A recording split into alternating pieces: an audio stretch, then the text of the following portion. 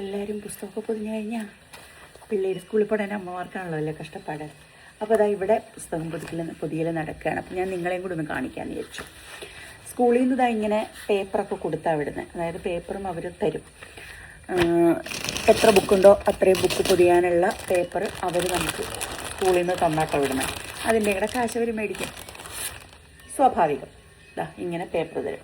അപ്പോൾ ഈ പേപ്പർ വെച്ച് ഞാൻ ആദ്യം ബുക്ക് പൊതിയും.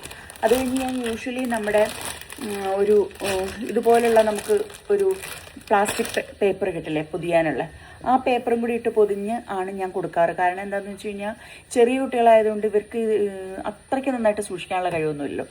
അപ്പം ഒരു 2-3 ദിവസം കഴിയുമ്പോഴത്തേക്ക് ഈ പേപ്പർ അങ്ങ് പൊളിയും. പിന്നെ നമ്മൾ ദിവസവും പൊതിഞ്ഞുകൊണ്ട് നടക്കേണ്ട അവസ്ഥയാണ്. അപ്പോൾ എനിക്കിതെന്നും പൊതിയാനുള്ള സമയം എനിക്കില്ലാത്തത് കൊണ്ടും ഞാൻ ഇതും കൂടി ഇട്ട് പൊതിയും. അപ്പോൾ കുറച്ച് നാളെങ്കിലും ഒരു ഹാഫ് ടേം വരെയൊക്കെ അതങ്ങ് പോവും. അപ്പം അതുകൊണ്ടാണ് ഞാൻ അങ്ങനെ ഇട്ട് പൊതിയാറ്. അപ്പോൾ ഇത്തവണ ഞാൻ ഇങ്ങനൊരു സാധനം കണ്ടു നമ്മുടെ ആമസോണിൽ. ഇതെന്താണെന്ന് വെച്ച് കഴിഞ്ഞാൽ ട്രാൻസ്പെറൻറ്റ് സ്റ്റിക്ക് ചെയ്യുന്ന പൊതിയുന്ന പേപ്പറാണ്.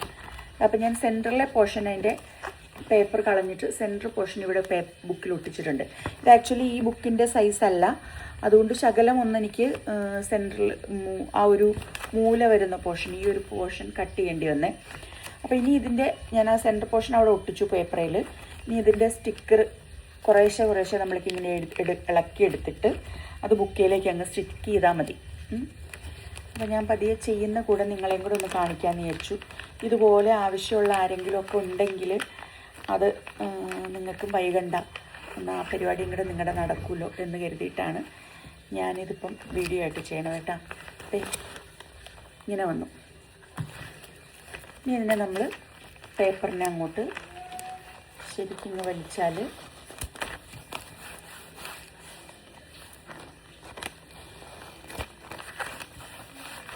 വലിക്കുന്നതിനൊപ്പം തന്നെ ഇതങ്ങ് ഒട്ടിച്ചും കൂടെ അങ്ങ് പോവുകയാണെങ്കിലേ അപ്പം ഇങ്ങനെ വന്നു. ഇനി ഇതിന് ഈ മാർജിൻ ശരിക്കും കറക്റ്റ് സൈസ് ബുക്കാണെങ്കിൽ നമുക്കൊന്നും ചെയ്യാനില്ല കേട്ടോ, കട്ട് ചെയ്യാനില്ല, എല്ലാം ഇപ്പം പെർഫെക്റ്റ് ആയിട്ട് വരും. ഇതിപ്പം കുറച്ച് ഈ ബുക്കിനേക്കാളും ഇച്ചിരി വലിയ സൈസാണ് ഈ പേപ്പർ. പിന്നെ ഇതിൻ്റെ കൂടെ ഈ ഒരു കവറിനകത്ത് 3 സൈസാണുള്ളത്. നമുക്ക് ടെക്സ്റ്റ് ബുക്കുകൾ പൊതിയാൻ ഒരു സൈസ് കറക്റ്റാണ്. പിന്നെ മോളുടെ സ്കൂളിൽ നിന്ന് കൊടുത്തിരിക്കുന്ന ഈ ബുക്ക് ഇച്ചിരി വലിപ്പം കൂടിയതായതുകൊണ്ടാണ് ഇതിന് പൊതിയാൻ ഈ ഒരു സൈസ് വേണ്ടി വരുന്നത്. പിന്നെ ചെറിയ ബുക്കുകളുണ്ടല്ലോ, നമ്മൾ കടകളിൽ നിന്നൊക്കെ മേടിക്കുന്ന ചെറിയ അധികം നീളവും വീതിയില്ലാത്ത ബുക്കുകൾ, ആ ബുക്കുകൾ പൊതിയാൻ പറ്റുന്ന സൈസിലൊരു കവർ കൂടെ ഇതിനകത്തുണ്ട്. അപ്പോൾ അതെനിക്ക് യൂസ്ഫുൾ അല്ല, കാരണം ഇവളുടെ സ്കൂളിൽ നിന്ന് വന്നിരിക്കുന്ന ബുക്കുകളെല്ലാം ഇങ്ങനത്തെ വലുതായതുകൊണ്ട് അതെനിക്ക് യൂസ്ഫുൾ അല്ല. അപ്പം ഞാൻ ആക്ച്വലി ഒരു പാക്കറ്റ് ഓർഡർ ചെയ്തില്ലായിരുന്നു. അതായത് 30 പീസാണ് ഒരു പാക്കറ്റിലുള്ള, 10ൻ്റെ വീതമുള്ള 3 സൈസുകൾ. അപ്പോൾ എനിക്ക് എന്തായാലും ആ ഒരു പാക്കറ്റ് പോരാതെ വന്നു. കാരണം എന്താണെന്ന് വെച്ച് കഴിഞ്ഞാൽ 10 എണ്ണം എനിക്ക് യൂസ്ഫുൾ അല്ലാതെ പോയി. അപ്പോൾ അത് ഞാൻ എടുത്ത് മാറ്റി വെച്ചിട്ടുണ്ട്. വീട്ടിലുള്ള റഫ് ബുക്കോ അങ്ങനെ എന്തെങ്കിലുമൊക്കെ പൊതിയാൻ അത് യൂസ് ചെയ്യാം. പിന്നെ ഞാൻ ഡ്രോയിങ് ബുക്കൊക്കെ അതിൻ്റെ 2 എണ്ണം ഇട്ട് വെച്ചിട്ട് നീളത്തിലാക്കി അങ്ങനെ അത് പൊതിഞ്ഞു. അപ്പം ഇതിനിപ്പം ഒരു സെറ്റും കൂടെ ഞാൻ ഓർഡർ ചെയ്തിട്ടുണ്ട്, എന്നാലേ എനിക്ക് ഫുൾ ബുക്കുകൾ പൊതിയാനായിട്ട് തികയുള്ളൂ. അപ്പോൾ എന്തായാലും ഞാൻ അങ്ങനെ ഒരു സെറ്റും കൂടെ വാങ്ങിച്ചു. ഇത് മറ്റത് ആകുമ്പം ഇത് കട്ട് ചെയ്ത് ഒട്ടിക്കുന്ന ആ ഒരു കുറേ സമയമൊക്കെ എൻ്റെ ലാഭമുണ്ട് എന്നുള്ളതാണ്. പിന്നെ കുറച്ചുകൂടെ ഒരു നന്നായിട്ടിരിക്കുന്ന പോലെ ഫീൽ ചെയ്തു. ട്രാൻസ്പെറൻ്റ് ആണ്, നമുക്ക് നന്നായിട്ട് കാണാൻ പറ്റുന്നുണ്ട്. കുറച്ചുകൂടെ ഒരു ഡയമണ്ട് ഷേപ്പ് അതിനുണ്ട്, 3D എഫക്റ്റ്. അപ്പോൾ ഇനി ഇതിന് മുകളിലേക്ക് ഒരു നെയിം സ്ലിപ്പും കൂടെ ഒട്ടിച്ചു കഴിഞ്ഞാൽ, കസ്റ്റമൈസ്ഡ് ആണ് കേട്ടോ നെയിം സ്ലിപ്പൊക്കെ. നെയിം സ്ലിപ്പും കൂടെ ഒട്ടിച്ചു കഴിഞ്ഞാൽ പരിപാടി കഴിഞ്ഞു.